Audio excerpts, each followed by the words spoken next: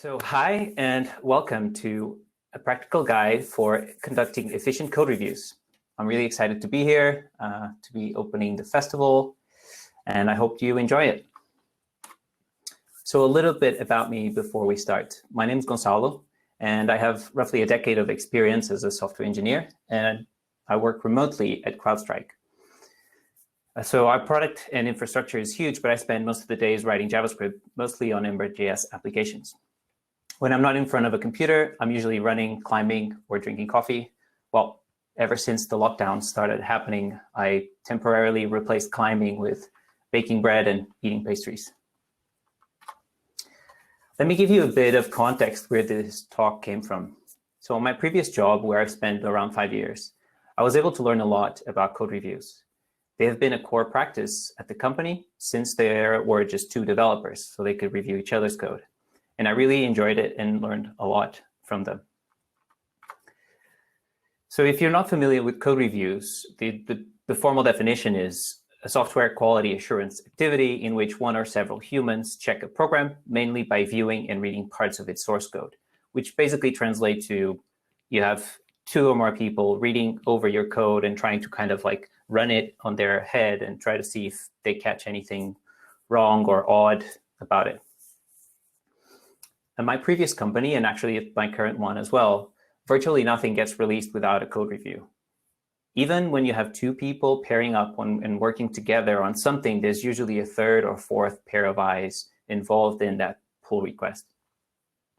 And throughout my jobs, even though the scope, length, and depth of these code reviews changed from time to time, the goal stayed the same. Basically, every line of code in the main branch got at least 2 pairs of eyes on it. From my point of view, there are 2 main goals of peer reviews. One is code quality assurance, and the second one is knowledge sharing. Firstly, there are studies focusing on quantifying the bug-catching abilities of peer reviews that have pointed out that even lightweight review processes are very effective at catching defects before they affect users. Secondly, it allows us to share knowledge in a very organic way. We can learn or teach something about the business we're in, about the application, or even about the programming language we're working with. Code reviews break project silos, like when you have to pick up a review of a feature that you're not working with at the moment, and even help you to level up, as the most intimidating and time-consuming code reviews are the ones that will probably teach you the most. The practices that I've been honing down for a few years seem natural to me now, but sometimes I have to take a step back and see how far I've come and how much I've learned about them. So this presentation is basically a summary of the most important points that I think everybody should have in mind. We'll see what reviewers and reviewees alike should keep in mind in order to avoid peer reviews attracting drama.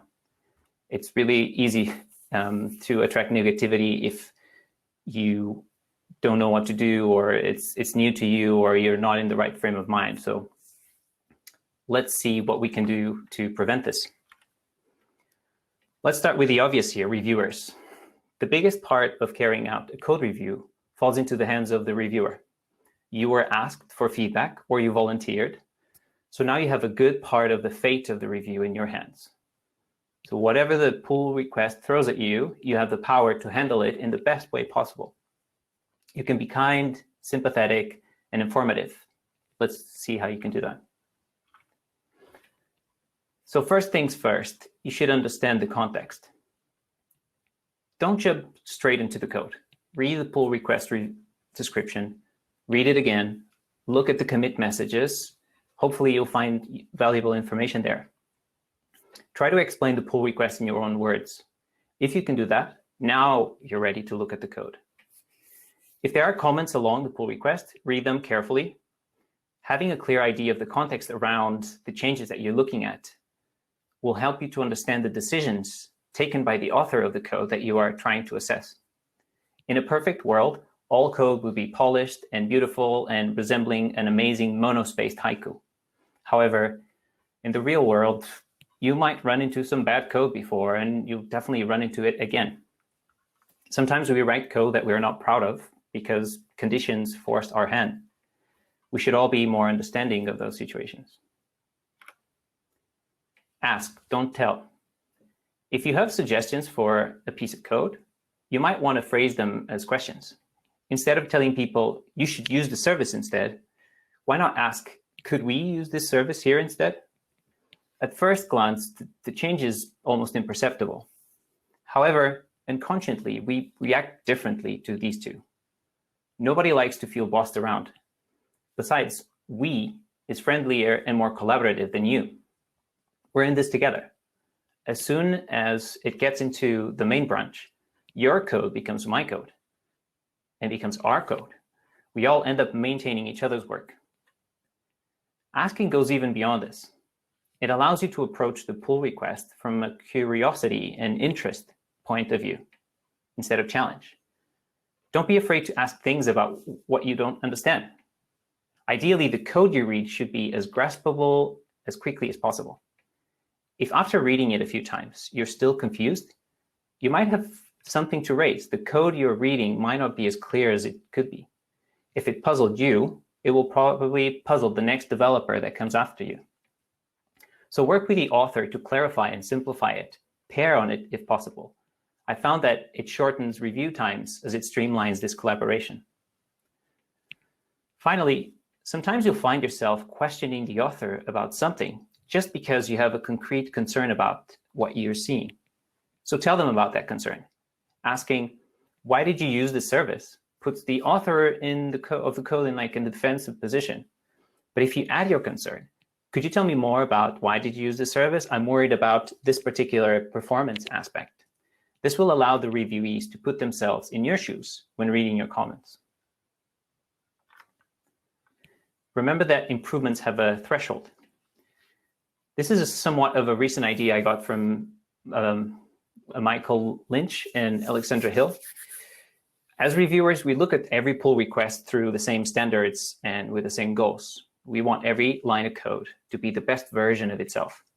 If we think of code having a letter grade, like from A to F, what do we do if the submitted code has a low grade, as a D, for example? In this situation, it can be really frustrating having back and forths between two or more people to try to get it to top marks. If it comes from a low grade from the get-go, it's a bit unrealistic to expect it to become perfect simply through code review. Instead, what I advise you to do is to work with the author to get it to a C or a B-. It won't be perfect, but it will probably be good enough. I realize this practice is not for every team. Maybe you do need to have perfect code in your job. Like at Monzo, the code that deals with money, I'm pretty sure it has to be on spot. However, we have to strike a balance between code quality, performance, developer happiness, and even delivery speed. It's frustrating to submit a pull request over and over again just to be met with more and more requests for changes. It's equally frustrating to review a feature multiple times that has issues in your opinion as the reviewer, but the author of the code doesn't agree with you. Features will ship later, things will drag along, and it can quickly become a source of resentment. Finally, for the reviewer side, differentiate blockers from non-blockers. While doing a code review, you'll definitely find some things you don't agree with. Some things are personal preference, other things are just wrong or plain dangerous. It's quite important to differentiate a design pattern that we're not using correctly, for example, from different opinions about the code indentation. The former could lead to technical debt or even bugs. The latter is just a simple preference that it's hard to settle, and it doesn't really matter in the long term. So automate as much as possible, especially the simple issues that can create long discussions and bike shedding. Tools like linters to keep a uniform styling, or Prettier for standardized code formatting, are ways to reduce the friction between people and focus reviewer and reviewee on the essence of the code. As a great and very granular example of this practice, Netlify has what they call a feedback ladder, where they have a very graphic and intuitive way, in my opinion, of classifying the feedback they leave, given the size of the inconvenience they find. And it goes from mountain, boulder, pebble, sand, dust. So if I find a huge blocker, I cannot nobody can ship this before this thing is addressed, I'll say that it's a mountain. If it's just a preference that I would rather see it differently but still works, maybe a pebble or even sand. So now it's time to reverse the roles. I find that most guides and tips about code reviews that you find online, they focus too much or almost exclusively focus on the people giving the feedback, while forgetting about the people receiving it.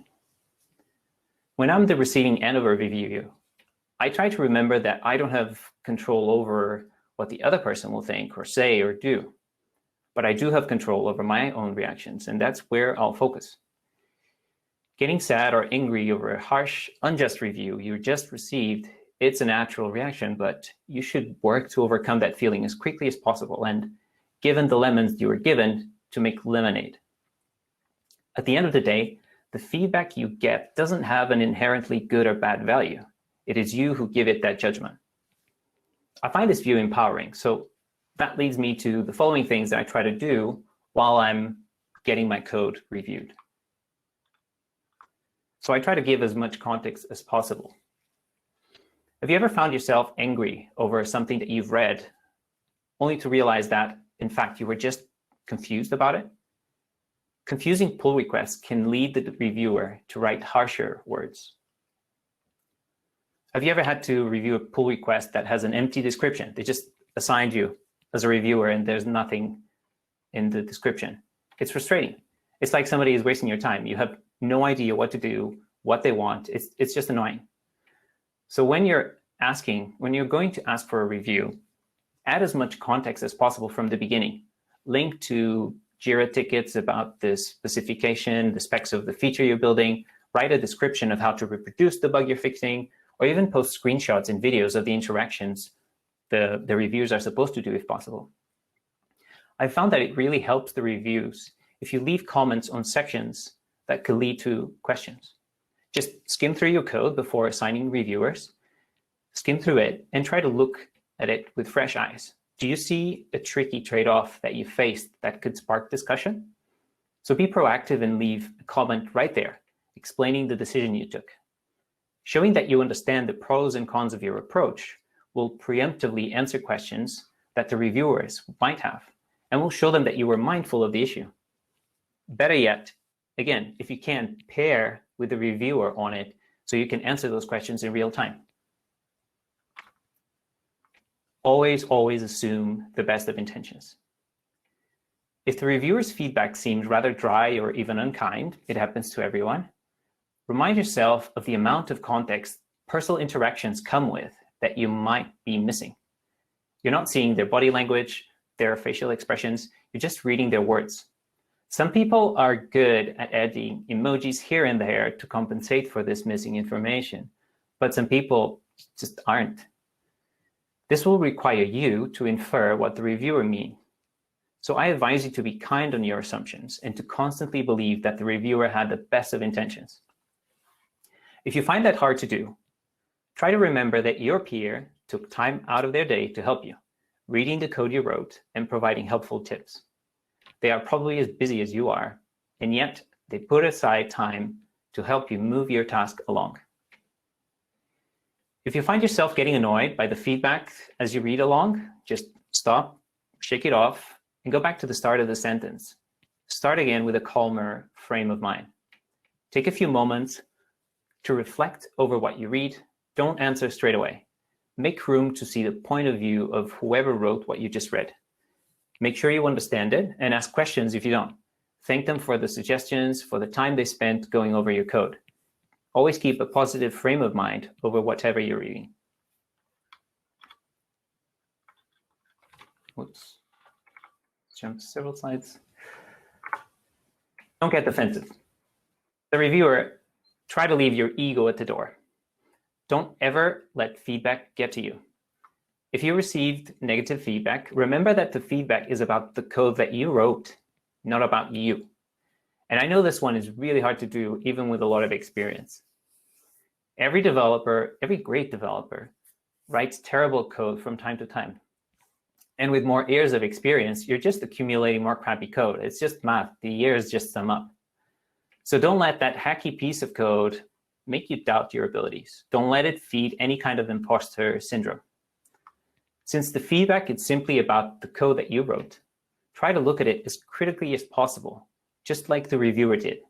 For a minute, try to forget that you are the author and imagine what would you think if somebody else in your team had written that code and asked you to take a look. Small changes make everyone happy. This one will help you particularly if the peer reviews on your job are volunteer-based, as I had on my previous company. We had a Slack channel where you just post code reviews, where you posted the pull request link, its title, and the line difference, or diff. So X amount of lines added, X amount of lines removed. Smaller diffs, or at least clear explanations for longer diffs, like package.json or package.json lock update, dramatically increase the chances of a developer with a few minutes to spare would pick up your pull request and review your code in a few minutes. So keep the changes on the pull request small and focused. Keep the concerns to a minimum, splitting it up into multiple ones if the changes you made have several responsibilities. This will represent a smaller mental load for the reviewers, allowing them to focus on a simpler thing and do the best job possible. There's even a Cisco code review study that shows that your ability to find defects on the code goes down as the number of lines of code you have to review goes up. And I'm sure a lot of you felt that before. It becomes like finding a needle in a haystack. So having a smaller diff will also help with readability. As developers, we read way more code than we write. So readability is an important concern. Keeping a small and sensible diff will, with just the right amount of lines change, will help the review browse through your changes and understand everything better. Now I have a bonus slide that, honestly, I just added yesterday. A colleague of mine just shared something with me that really resonated deeply, kind of crystallized something that I've been thinking about. So they told me that pull requests frustrate them, that they find them exhaustive and emotionally imbalanced. I'm paraphrasing what they said, but let me explain it why. They said, like, you invest all this time in your code, you write the best lines you can, you test everything up, you squeeze all of your knowledge into a deliverable, like here it is. You put it in front of someone, and the words you get sometimes from the people that are reviewing it can be quickly summarized as, this could be better. Like, you put all this work and the message that you get is like, meh, okay, this could be better though. This is what I meant when I called it emotionally imbalanced. The effort that you put into a pull request usually translates into more work, or simply looks good to me in the best case scenario. So I want to be better at this, and I'm asking you to do it as well. As a reviewer, also praise the good things you find as well. Don't just point out the less good parts. Doing a good job is a powerful motivator for everyone. So don't just wait until yearly reviews or any other formal process that you have. You should praise good work now. And as a reviewee, you should give props to teammates that put effort into good code reviews. People should be happy to ask you questions, to know that you will be hearing them out and that you value the time they spent going over your work. So praise good questions as well. So these are the main tips that I had. I could talk over and over about this, but like, these are the core practices that as reviewers and reviewees, I think everybody should follow. If I had to summarize them into 2 sentences, I would say, reviewers, please be nice while helping. And reviewees, please help reviewers help you. I don't know if the slides will be online, but ping me on Twitter and I'll link you to them, or maybe on Slack for codebar. The slide has a nice list of great links that you can read more about peer reviews. These sources help me to shape some of my beliefs, and they will have additional ideas for you if you want. By the way, if working with JavaScript sounds good to you, we're hiring, so talk to me after the session. Thank you so much for this, and I hope you enjoy the festival.